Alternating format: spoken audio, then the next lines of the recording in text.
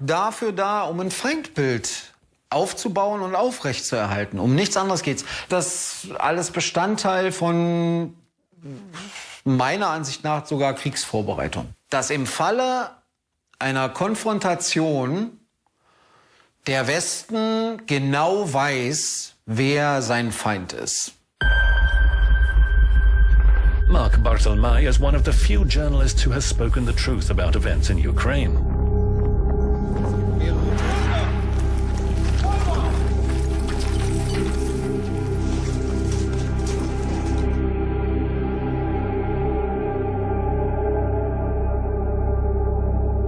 His documentary, Ukrainian Agony, caused a stir in the Western world.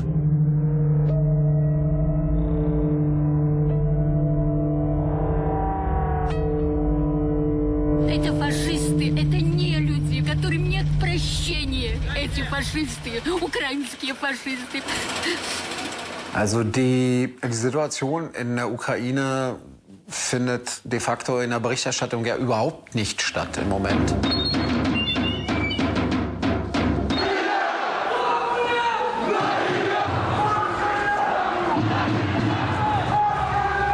Die Situation ist so, dass es eine deutliche Faschisierung gibt in der Ukraine.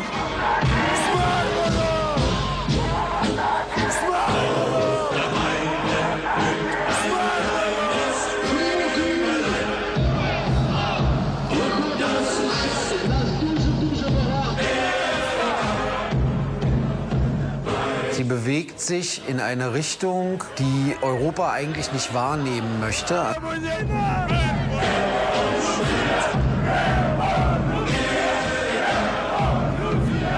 Der Europa aber auch klar Mitschuld ist, auch die USA Mitschuld sind, weil sie dieses Land in diesen Zustand letztendlich mit hinein manövriert haben. An investigation against Mark was launched after the film was released. What the journalist had reported was not in line with the West's official stance.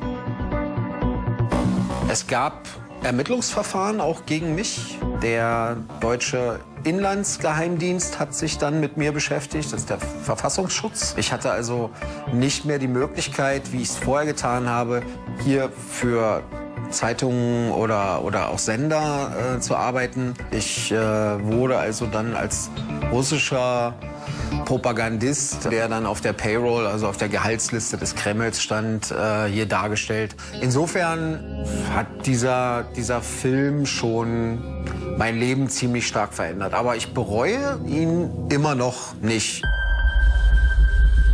Mark used his film to tell ordinary people the truth as he saw it. It wasn't for the authorities. You can't bring truth to those who don't want it.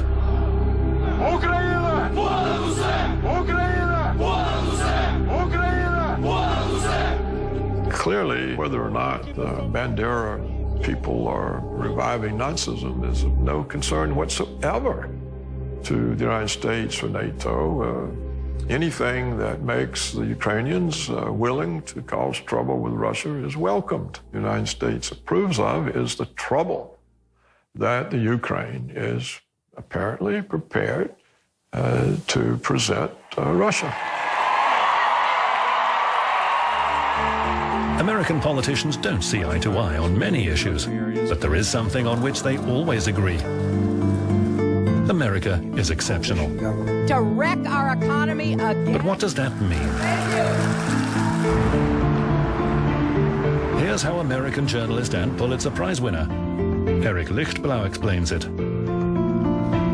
Americans, Barack Obama and others, have had a concept of American exceptionalism, which I think means living to a higher moral ideal based on democracy and freedom and human rights. And that's just simply untrue.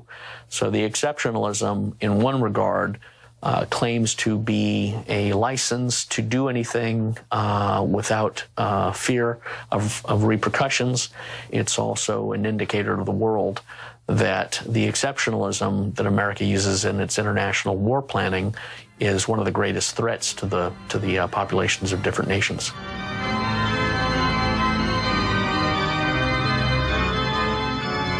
Methods of warfare are becoming increasingly sophisticated. New tactics have arrived to replace the colonial conquests of the past. Na dzień dzisiejszy robi się to metodami bardziej gospodarczymi, bardziej ekonomicznymi. Nie są burzone domy, nie są burzone zakłady, mosty, natomiast burzone jest społeczeństwo. Wielu Polaków wyjechało z Polski, młodych ludzi, i ten proces niszczenia społeczeństwa słowiańskiego w dalszym ciągu jest kontynuowany. EU als Europäische Union ist gar nicht so ein friedliches Konstrukt, wie man immer denkt, sondern es ist ein Konstrukt, das auf wirtschaftlicher, fiskalischer Kontrolle und damit auch politischer Kontrolle aufgebaut ist. For example, Germany and France, to a lesser extent, are exploiting the weaker members of the European Union, Greece and Croatia, anywhere where Germany can make big business. That is a form of exploitation. Can the Greek economy be considered ruined by the European Union? Yes, it was ruined by the European Union. It's surrealistic. When you look now at how many Greeks have left the country, it's an embarrassment. How many young people have left the country? It's an embarrassment.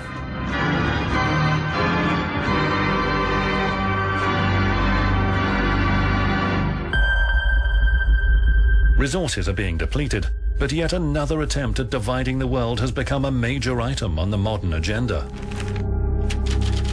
Soviet Russia is a pie that needs to be smartly divided and eaten.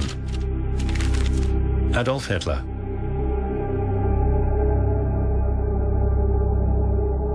Russia is still a huge pie, and it's at the forefront of Western thoughts. Der Kapitalismus muss Märkte kontrollieren, muss Ressourcen kontrollieren. Wenn er das nicht kann, um dann Zugriff auf unabhängige, souveräne Regionen, Staaten zu bekommen, muss man zu härteren Mitteln greifen, die bis hin zum Krieg gehen.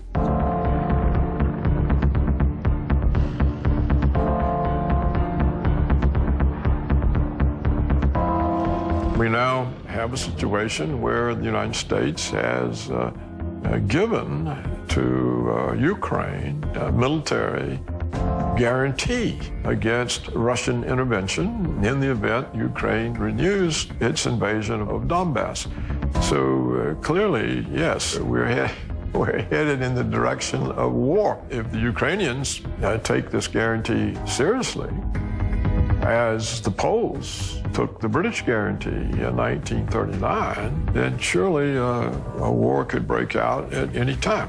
Also ich glaube, kein Volk auf dieser Welt will Krieg. Und die Gefahr geht halt immer davon aus, wenn Politik und Medien beginnen, extreme Propaganda zu betreiben.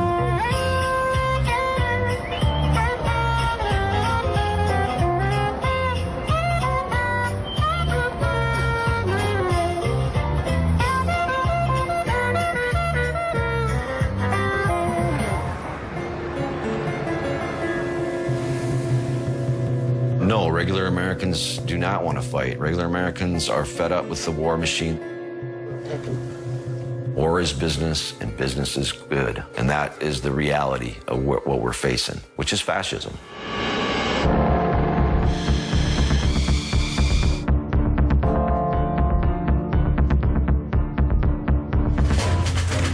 History repeats itself.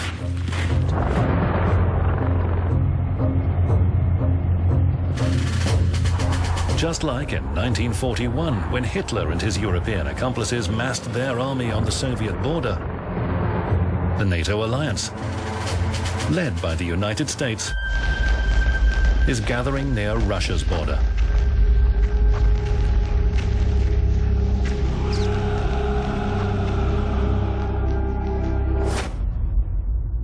History teaches us that man learns nothing from history. Hegel.